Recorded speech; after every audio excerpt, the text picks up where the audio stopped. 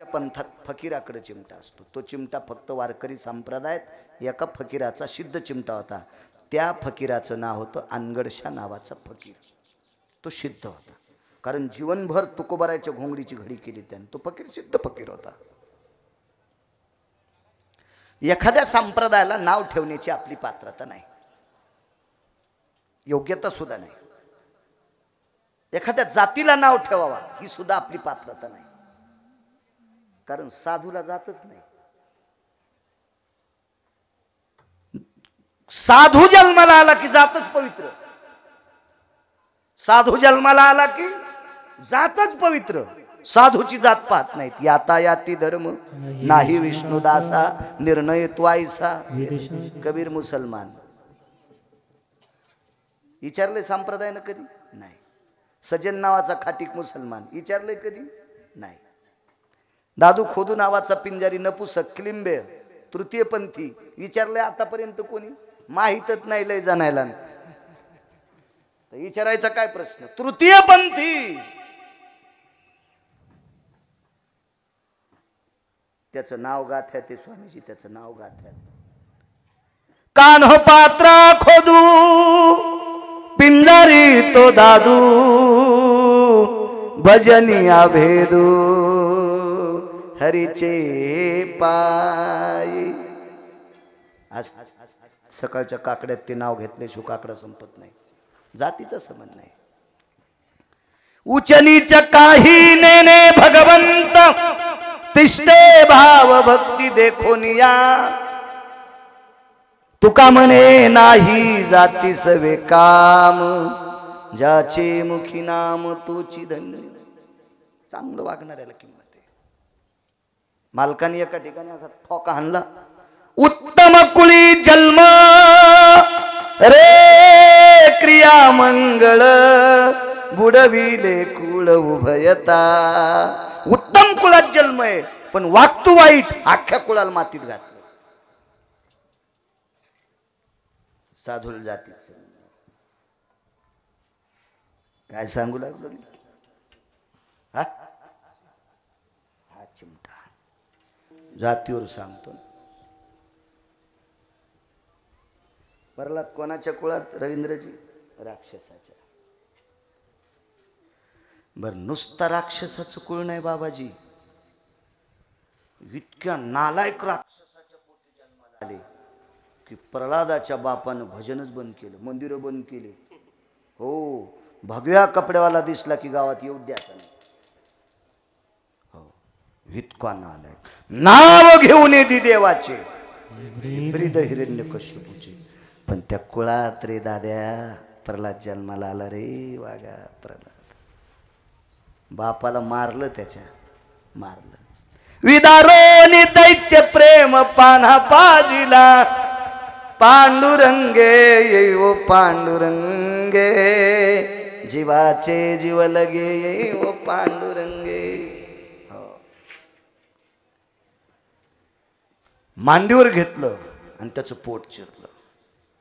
प्रल्हाद म्हणले देवा, बाप जरी वाईट होता पण पोरग चांगलं आहे ना.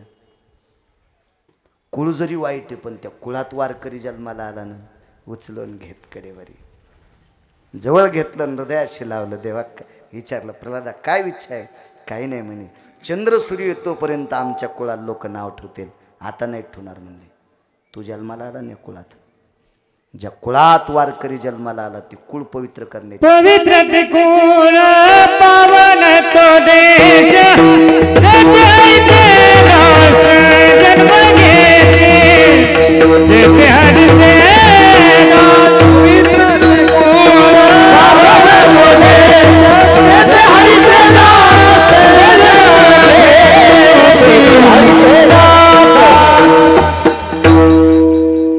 साधूला जातीचा संबंध नाही. साधू जन्माला आला की ते कुळ पवित्र, तो देश पवित्र, तो प्रांत पवित्र. एका प्रल्हादामुळं किती पवित्र कुळ झालं दयानंद बाबा. पंढरपुरातल्या मालकानं सांगितलं, प्रल्हादा तू साधू या राक्षसाच्या कुळात जन्माला आला ना, तुमच्या कुळातली सून मी करीन. प्रल्हाद, विरोचन, बळी, बाणासूर, बाणासुराला उषा नावाची मुलगी झाली आणि पंढरपुरातल्या मालकाची सून झाली. ताकद कोणाची? या नालायक कुळात साधू जन्माला आला. बाप किती नालायक होता, स्वतः भजन करीत नव्हता आणि दुसऱ्याला करू देत नव्हता. कापीत होता भजन करणाऱ्याला. पण अशा पाप्याच्या कुळात सुद्धा साधू जन्माला आले होते. कुळ जगाच्या मालकानं चंद्र सूर्य तोपर्यंत पवित्र केलं. साधूची ताकद आहे. चला, प्रजन्य के लहरी होना, जी बोले प्रजन्य होना. चिमटा काढून द्याला इथपर्यंत आलतो ना. त्या आग्र्यातल्या साध्वी स्त्रीनं स्वामीजी चिमटा काढून द्याला. चिमटा स्वामी रामांच्या हातात आहे. बजा दो बोले. बाईन मागं नाही पाहिलं. ज्या दिशेनं पाऊस पाहिजे त्या दिशेकडे तोंड करून वाजा. आता ते साधू होते.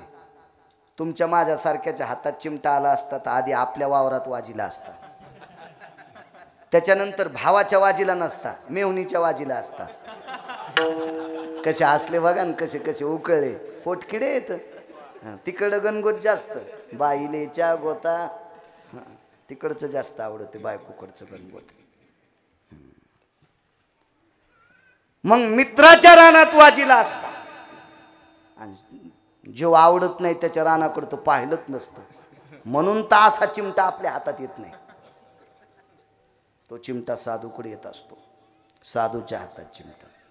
महाराज, काय दूरदृष्टी असती साधू लोकांची. स्वामी रामांनी विचार केला, या दिशेकडे तोंड करून जर चिमटा वाजिला तर या प्रांतातले शेतकरी सुखी होते, लोक सुखी होते, या 3 प्रांतातले लोक दुःखी होते. म्हणून आपल्याकडे एक मंत्र.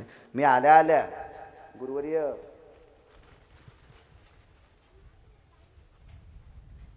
सर्वानंद सरस्वती स्वामींना विचारलं, पूजा करण्यासाठी देवबाप्पा कोण आहेत?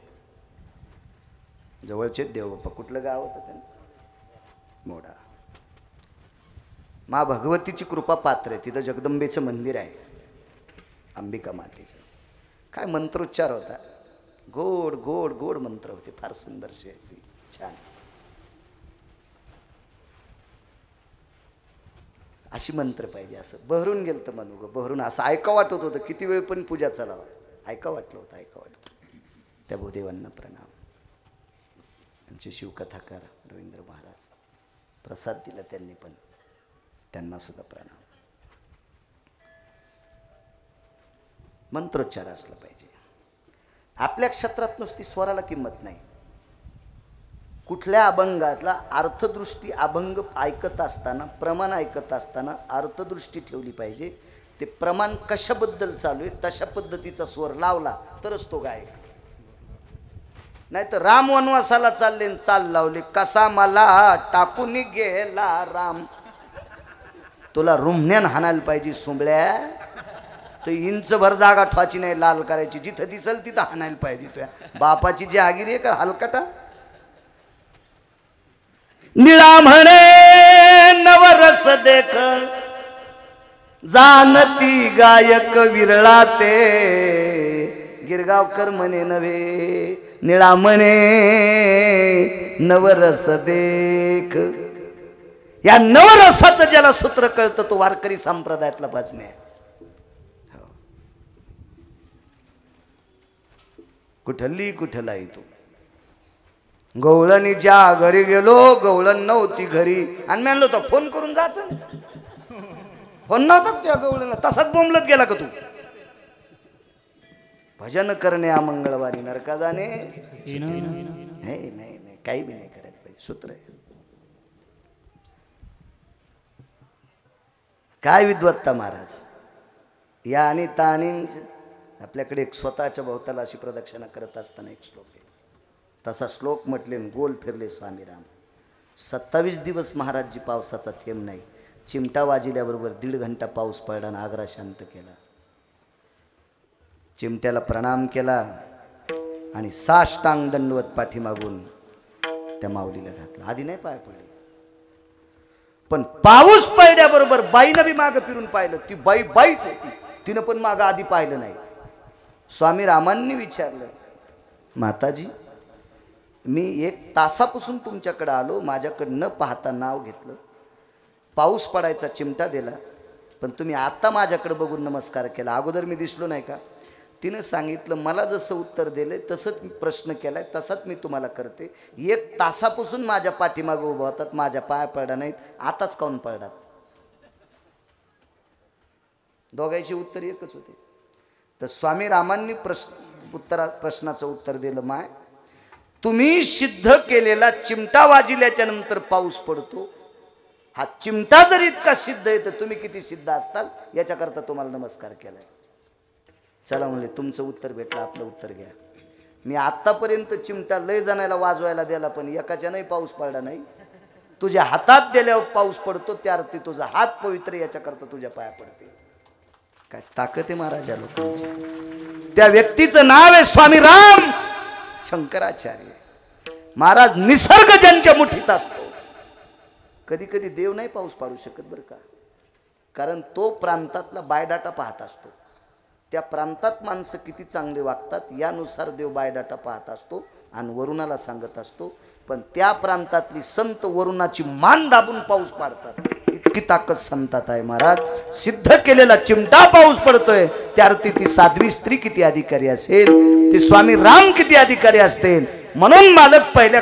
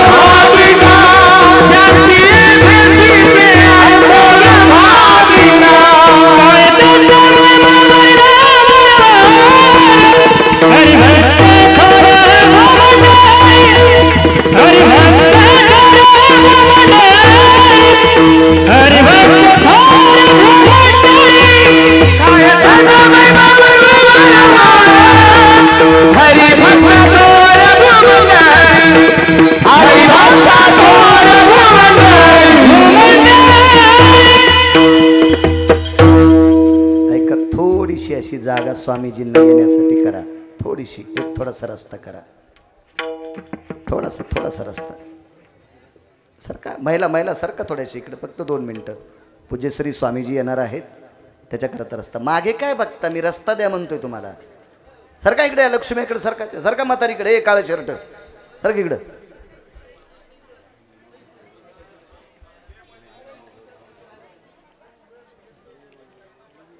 हो ते माईकचं स्टँड आहे, तुम्ही सरका टोपीवाले दादा इकडं. माईकचं स्टँड आहे ते, तिथून येता येणार नाही. सरका इकडे. विठाला विठाला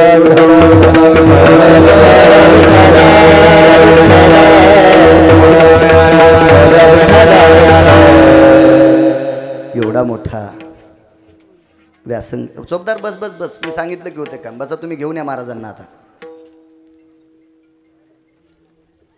एवढा मोठा अधिकार संतांचा आहे. काय त्यांचा महिमा वारंवार हरिभक्त थोर भूमंडळी. स्वर्गातला अमृत शुद्ध करण्याची ताकद संतात. त्या साधूचं नाव चोखोबार आहे. काय ताकद आहे महाराज. रेड्याच्या मुखारविंदातून वेद वदवायची ताकद माऊली महावैष्णव ज्ञानोबर आहे. काय ताकद महाराज. उत्तर भारतातल्या राजांनी गाय कापावी, त्या राजाचा प्रधान आहे चारुकीर्ती नावाचा प्रधान. राजा यवन होता आणि प्रधान हिंदू होता.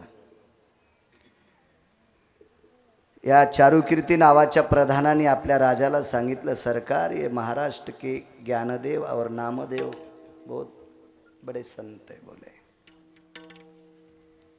राजाला थोडं विचार केला आपला प्रधान ज्या आरती मोठे म्हणतो त्या आरती मोठेच असतील, पण तपासून पहा एका चपक्यात गाईचं डोकं कापलं.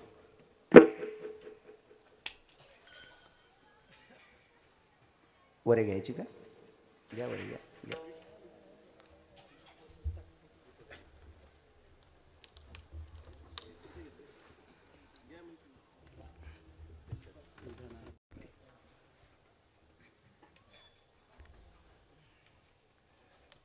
सांगितलं प्रधान जी ये महाराष्ट्र के संत है बोले, ये मुर्दा गाय जिंदी करने के बोले. ठीक है बोले कर देंगे. नामदेवरायाने कापलेलं डोकं गाईच्या त्या शरीरापाशी टेकलं आणि विनंती केली पंढरीतल्या मालकाला. तात्काळ गाय उठून बसली. काय ताकद आहे महाराज. वाळवंटातल्या प्रत्येक खड्याला परीस करण्याची ताकद नामदेवरायांची. नमः पार्वते पते हर हर हर हर महादेव. सद्गुरुनाथ महाराज की जय. नमः पार्वते हर हर हर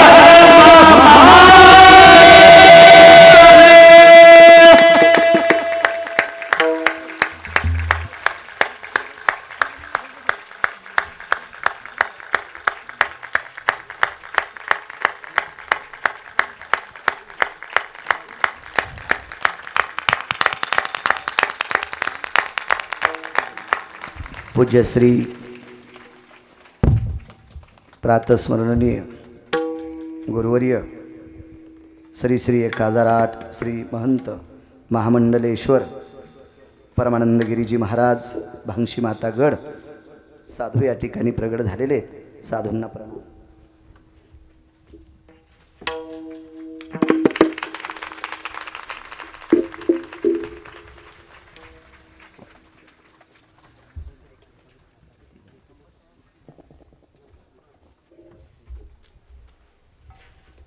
बसा महाराज. स्वामीजी बैठिए.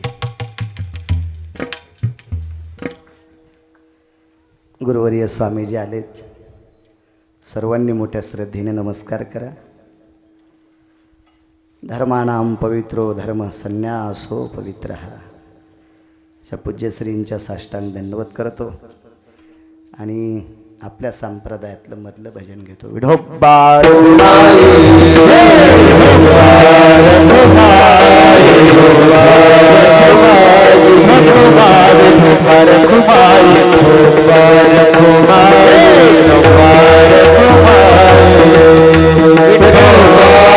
आणि यजमानानं सांगितलं देवा तुम्ही बाजूला सारखं. देव सारा संत पूजा संत पूजा संत पूजा देव सारा संत पूजा संत पूजा संत पूजा.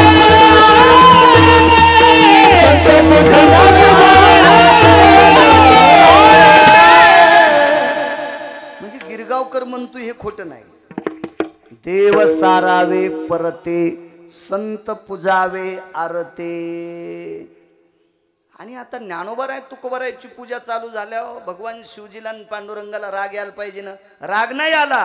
ह्या दोघांची पूजा चालू असताना ते दोघं नाचत होते. पांडुरंग परमात्मा आणि भगवान शिवजी संतांची पूजा करीत असताना, साधूची पूजा करीत असताना हे दोन देव नाचतात.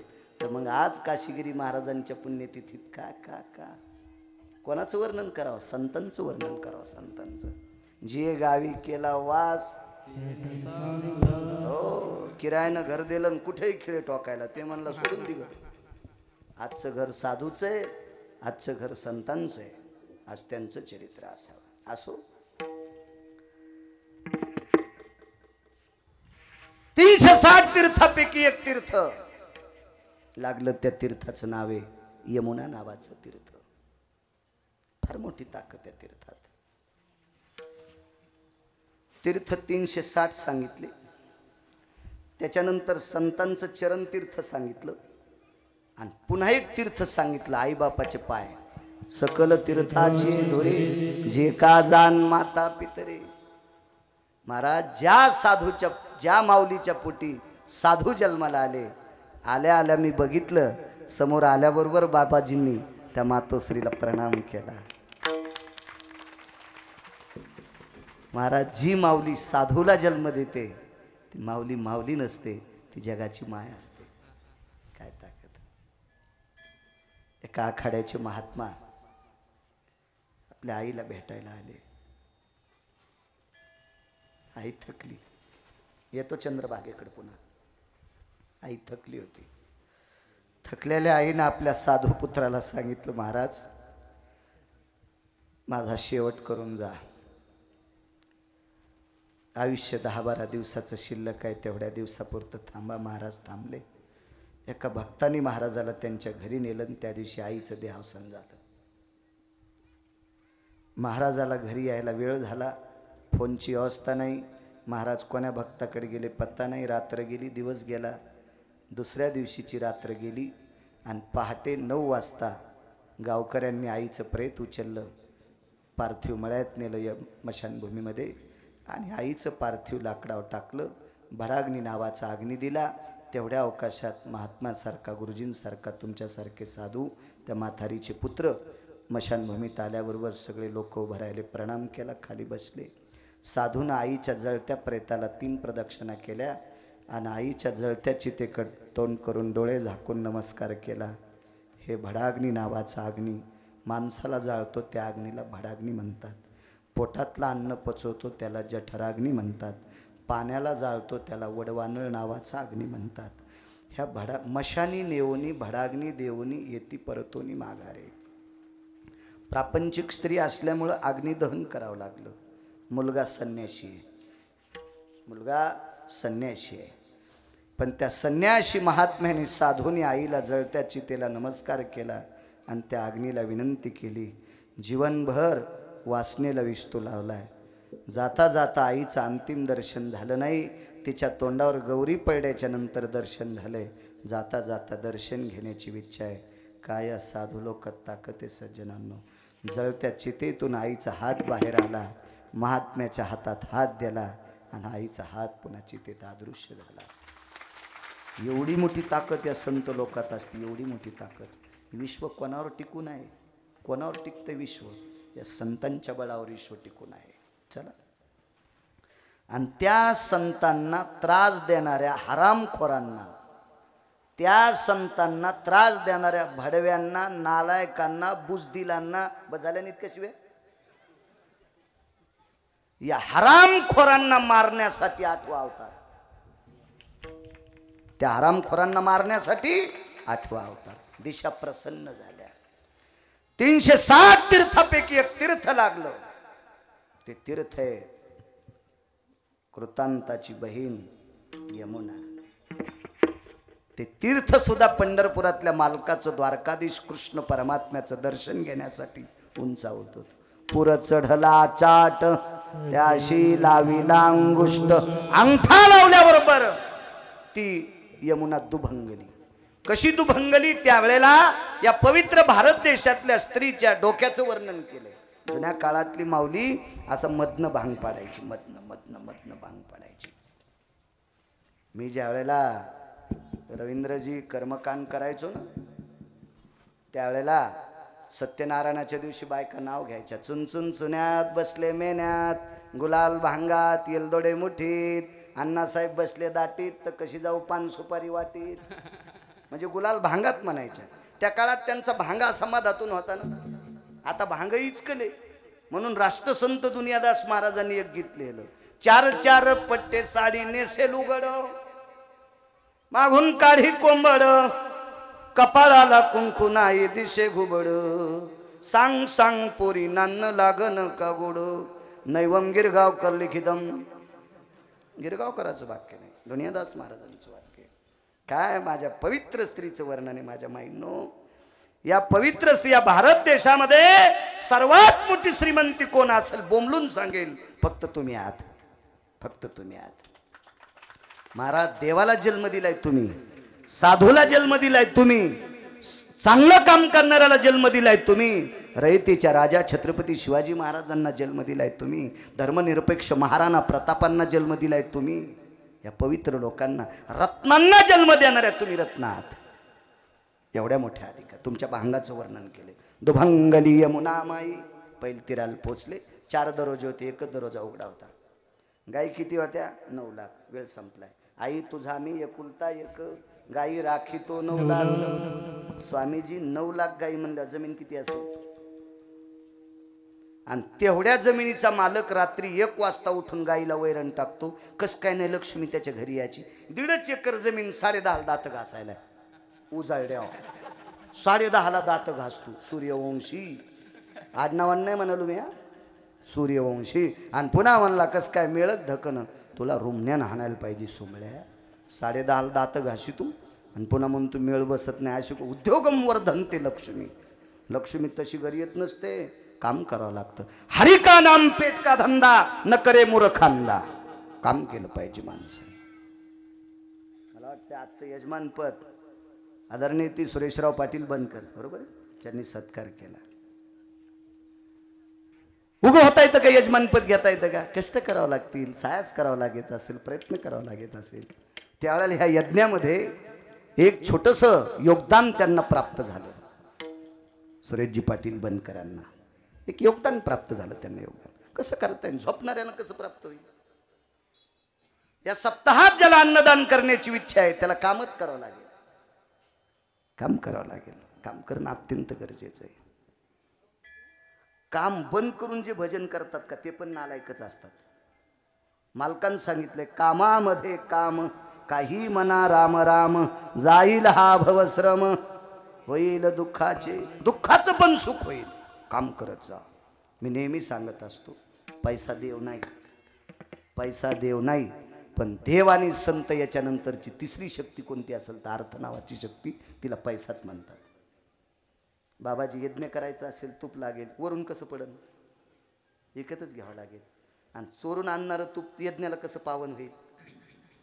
हा, दुसऱ्याचे लुटलेले गहू यज्ञातला प्रसाद कसा होईल?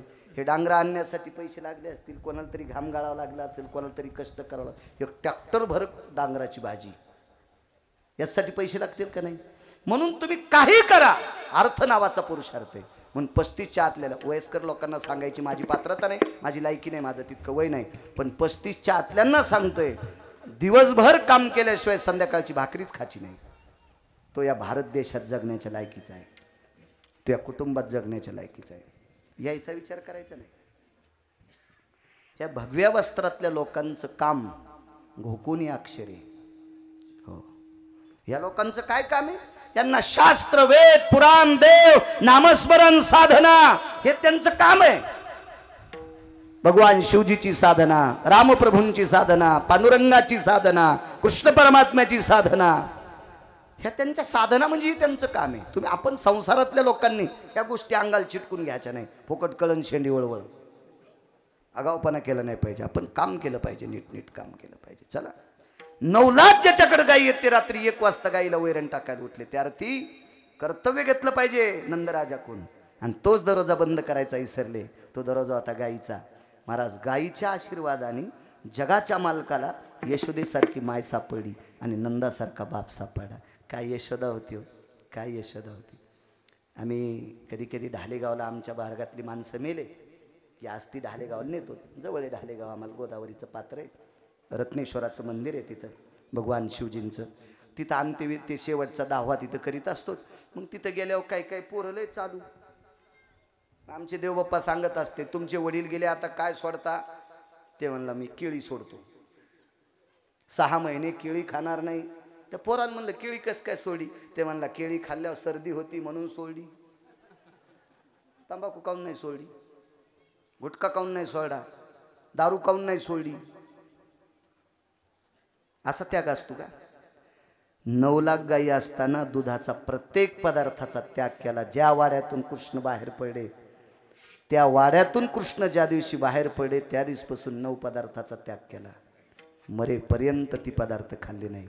तिला आई म्हणतात धन्य यशोदा ती माय आणि दाशीजणी वंदी पाय. अशी आई आपल्याला सापडली गायीच्या कृपेने. गायींची सेवा केली. भगवान गोकुळात प्रगट झाले. आनंदल्या नरनारी 10 दिशा प्रसन्न झाल्या. बघतात तर गवळण म्हणती गवळणीला, पुत्र झाला यशोदेला, एक धावे एकी पुढे, वाटी ताटी सुंटवडे. ताकद सांगू का तुम्हाला? सकाळी अर्धा कप ग्रीन टी घेतली होती बाबाजीची, तर अर्धा कप तसंच घेतलं आणि मला वाटतं पावशेरभर रक्त बी दिलंय. हो, अजून कवडीचा घाम नाही. त्याची ताकद सांगू का? या लोकांची ऊर्जा आहे, या साधू लोकांची ऊर्जा आहे. हो, नाही तर रक्त डोनेट केलं बिस्किट खाय, मुरकुलं खाय, फुटाणे खाय, काही खाय, डॉक्टर खाऊ नको म्हणजे बरं आहे. त्यानं ज्यानं डोनेट केलं त्याला लगेच ती फ्रुटी देऊ लागले. हो, चांगले रक्तदान करा तरुणांनो, करा रक्तदान. हो, आणि पुन्हा त्या रक्तदान करणाऱ्यानं त्या कानातल्या खुट्या द्याल्यात भजन ऐकायसाठी, भागवत ऐकायसाठी, गाणे ऐकायसाठी नाही दिले. कान आहेत किडे पडते. त्यानं दिलेलं ते आहे ना, ते काय म्हणते तरी अजय त्याला, ते हेडफोन, ते असं कानातलं दिलंय ना, ते डोसकं फोन. हो हो, ते दिलंय. तर त्याच्यावर भागवत ऐका, रामायण ऐका, कथा कीर्तन ऐका, भजन ऐका, हे त्याने दिलंय. हो, जालन्याला आम्ही उशे साहेबाकडे रक्तदान केलं, जालना हॉस्पिटलला. तर पिशव्या दिल्या. हो, म्हणलं ह्या पिशव्या आहेत, घरी बाजारण्यात जा. हो, काळ्या पिशव्या नेत जाऊ नका. 2-4 जणांना मी सांगितलं, चांगल्या पिशव्या द्याल त्या उशे साहेबांनी. तिथं आम्ही अजय होता तिथं बी त्यावेळेला. म्हणजे हे चांगलं ऐकायचं, ज्याचं त्याला ठॉय बघा. हो ना, महाराजाकडे गेलेलं पुन्हा वापस जात नसते. हो, आमचं खोरं लय दांडगं खोरं, JCBच्या खोऱ्यापेक्षा मोठं खोरं. इकडं आलं की गायबच असते पुन्हा. ते राहू द्या तुमचं तुम्हाला. रक्तदान करा. पुन्हा वैद्यकीय शिबिर आहे. आदरणीय काकडे महाराजांच्या वंशातलं लेकरू, डॉक्टर काय नाव आहे त्यांचं? योगेश काकडे, MD आहेत ते. सकाळपासून मी यायच्या अगोदर येणाऱ्या सर्व भाविकांची तपासणी, गोळ्या, औषधं तिथं स्टॉल लावला.